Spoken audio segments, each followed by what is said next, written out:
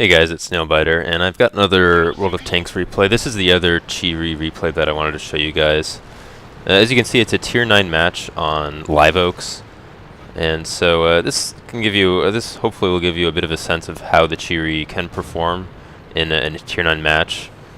I will say that in advance that this is one of the few times you'll see me shoot some gold in a pub match. Typically, I don't like to shoot very many gold rounds, if any at all. I try to avoid it for the most part. But you will see me shoot some gold rounds here, mainly because I don't think I could pen the side of an E75 otherwise. So that's really the only, and I should say I use some gold on the T95 a little bit as well. So just to give you a bit of an idea of what happens in this round. But anyway, so this is on Live Oaks, which is a map I've definitely posted some replays on in the past. I think this is generally a map that I play pretty well, especially in medium tanks. And you see me here going to a position that I almost always go to when I play this map. I try to get early lights on anything going into the city. And I find this is a really effective position for getting the enemy tanks bogged down so that they aren't able to get all the way into the city and allowing your allies to move up and get better positioning. So I'm just watching this corner. The ST1 is trying to move up. I was able to get one shot into his side, and he was able to get into cover before I could put any more shots into him. So one nice thing about the Chiri's autoloader is that the reload is short enough that generally speaking, even if you have one or even two shots left in your clip, because the reload is so quick, there usually isn't that much consequence to just reloading because it's only an 8-second reload. So you'll see me do that a few times here where I just decide, you know, if I have two, even if I have two shots left, you know, I might as well reload because I don't think I'm going to get any shots in the next couple of seconds. And then I'm able to have all those three shots. So I'm trying to see if I can get an angle on some of those heavy tanks. The ST1 is nearly in my view, but I can't quite get a shot on him. And you saw me bounce one shot off the side of that E75. Essentially, if the E75 angles his side armor at all, I won't be able to pen him because the gun on the Chiri just doesn't have enough penetration. So I'm not getting any effective shots here, and by the looks of it, there aren't any tanks with me here in this small town. So I decide I'm going to try to move up a little bit and get a better angle. As you can see, the Chiri is a pretty bulky tank, and it does at times it doesn't really feel like a medium tank. And so I move up here, and I'm actually able to get a couple of shots into the back of that E75. So two of them pen, and the third one bounces. I think he angled a little bit at the last shot there, or for the last shot, so I wasn't able to penetrate that. But now I'm already reloaded. I've got 3 more shots. You can see I loaded gold because I wanted to make sure that I could take advantage of these shots. Another thing I didn't mention actually at the beginning of this replay is that the team composition is actually pretty interesting in this round. As you can see, our team is actually not bad. We have 4 or 5 pretty good players, but the enemy team has a Unicum platoon at Tier 9, so they're very capable of carrying this game. They're all really good players, and so that E75 and ST1 in particular, I want to try to harass and do as much damage to as possible. And E75 has moved up. I've loaded regular rounds again after I'd fired a couple of premium rounds at that Carnarvon, even though it wasn't really necessary. So I get a couple more shots into the back of that E75, slowly chipping away at his HP pool.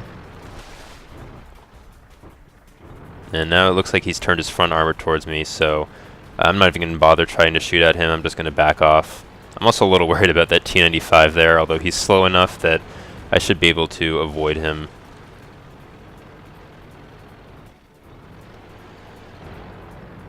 So my ally tanks in the city there are looking like they're having a bit of trouble.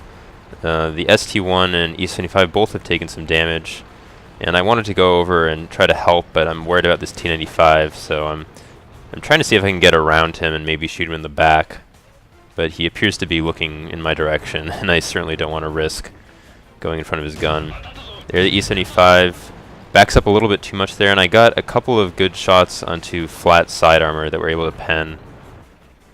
I didn't take the third one because it looked like he was going to aim in my direction, so I got back into cover. And fortunately there he gets taken out by our T-95. So now RE-75 is in trouble, and I know that their T-95 is out of position and it's not going to be able to help out, so I'm going to try to cut over and help these guys finish off the ST-1 and IS-6.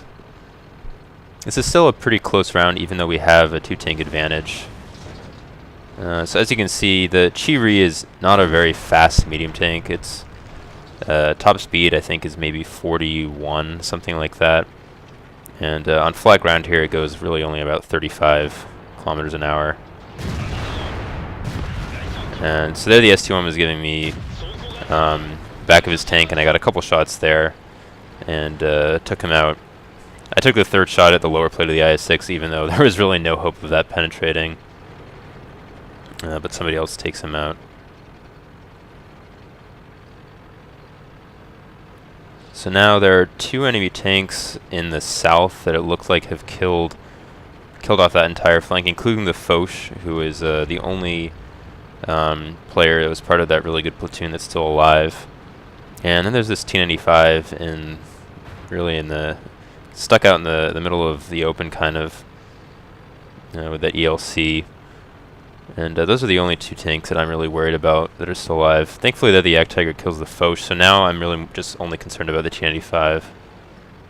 And I'm going to see if I can try to get around him. I have premium rounds loaded, mainly because this is a close round, and I know that I'm going to probably need the extra penetration to shoot the T-95, although I might be able to pen his back if I have a flat angle. I may be able to pen his back with regular rounds. At this point, you also notice that I don't have Sixth Sense on this tank, so I have to be a little bit careful. There, it looks like the T-95 spotted me, and so I obviously did not want to try to make a run for it and get around him. I wanted to wait, and hopefully he would get into a position where it'd be easier for me to flank him. So there, I'm not sure if I got spotted there, and I don't think I did, and so I decided to try to go around and use those houses there to mask the fact that I'm trying to flank him, so that to make sure that he wouldn't spot me. And then I'm hoping that I'll just end up right behind him and get some shots into his back. This is where the Chi-Ri really isn't capable of circling tanks because it's slow, and that's one of the I think the biggest sort of negative characteristics of this tank. It's really not able to act like a medium tank classically is in most situations. So there I was actually able to get a fire on that T-95, which is so I was able to do quite a bit of damage there. Really, I'm all that I'm worried about at this point is artillery, because this T-95 looks like he's basically given up. I know artillery could do a lot of damage to me. and there you go. The artillery hits me right in the back and very nearly kills me. I was at full health, and the Lorraine did over 1,000 damage. So that is another thing to be cautious of with this tank, is it's so big, and it's such a big target. I mean, it's got a huge profile, and with no armor, artillery can really hurt this tank. I start to head to the south just in case those guys need help with that T-34, but they kill him. So now it's just the artillery left. We basically got this game wrapped up. I've got a couple kills, over 3,000 damage again, so I have actually played a significant role in this game. And there the artillery gets spotted. I'm going to avoid going through the cap circle here so he doesn't know exactly where I am. And then I'm just going to try to get behind him and finish him off. So they're going about sort of mid to upper 30s on this flat surface. This tank does feel a little sluggish at times. And it looks like we got the back of the artillery, so I'm going to finish him off. So a really good round, I think, with the Chi-Ri for a Tier 9 match especially. I got 3 kills, 3,500 damage, so a pretty good damage output again. and Lehvaslaiho's medal I got as well. I believe that's killing two tanks that are 2 tiers or higher. I did lose I did lose quite a bit of money there because I shot a lot of gold. This is, as I said earlier, this is one of the few rounds you'll see me shoot a fair amount of gold in. Generally, I don't like to do that. But the result, I was really happy with the result. And this round actually also won me 2,500 gold. I think it got me in the top 100 in terms of XP for replays. So I hope you guys enjoyed the video. I hope it gave you a sense of what the Chiri is capable of. As I've mentioned, I actually really enjoyed playing this tank, even though it's a fairly unusual tank. So I hope you guys enjoyed the video. Thanks for watching, and I'll see you guys later.